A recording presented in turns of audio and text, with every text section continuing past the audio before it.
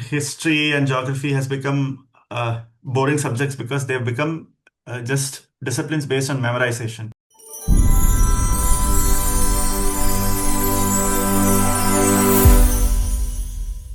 So as an engineering background person, I don't know anything about your subject. So in my maybe in my entire journey, I feel like so your subject, that is geography related subject, is a little boring. So how can you motivate a person about your subject? I think, Afnaz, I understand where you're coming from because I also studied in India, in Okay. Kerala, that history and geography has become boring subjects because they've become just disciplines based on memorization, right?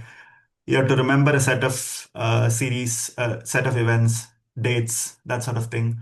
Or in geography, it's about physical features, landform, that sort of thing, right? And students end up thinking that that's only that is there to history or geography. Or at the other end, history ends up becoming very politicized now. So there's no nuance, there's no exploration of possibilities of what it could be, right? And I was also like that for a long time. I had pretty much no interest in history. And like my interest in history comes when, so I was doing architecture, right? And this is still funny, but it's many years back, so now I can say it. We had a subject called History of Architecture, and I ended up failing that subject. And I had to do the like the arrear, write the arrear exam. So it was about history of architecture during the Delhi Sultanate, Mughal architecture, that sort of thing. So this was like 1 week before that arrear exam, and I was desperately trying to learn it. And then I went to YouTube and tried searching for something on that. And some of them I understood were like really bad videos, but then I came upon this channel called Crash Course, which does like really fun animated videos on explaining history subjects, right?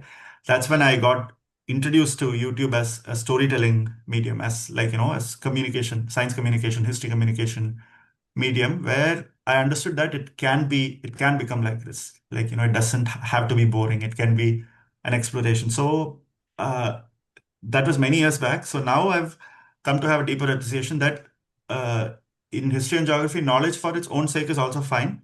Like I like doing that. Like for example, if you're working with like major like prehistory or paleontology, if you're finding that the range of a new human species has been that it's been found in, like you are expanding knowledge, and that's good for its own sake. Like you're finding out that this one particular culture had a writing script, or they were doing metalworking, or they had money use. All of that is fine. But okay, but then as a PhD student, it's also about finding relevance for your work. Like what is it useful for? That's always a question that you're being asked. So I think to study history and geography is to look at opportunities, look at contexts and constraints that other human societies have faced in the past, and to see that how they have responded to it. Because like we think that we have become modern societies, but all human societies kind of fall into the same traps, into the Yeah. same problems.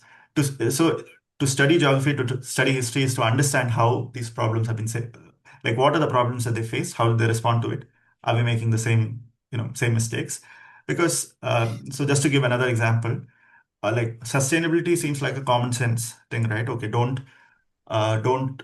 overuse a resource. Like don't overfish or don't cut too many trees because that will lead to your society getting affected, you losing your resources, that sort of thing.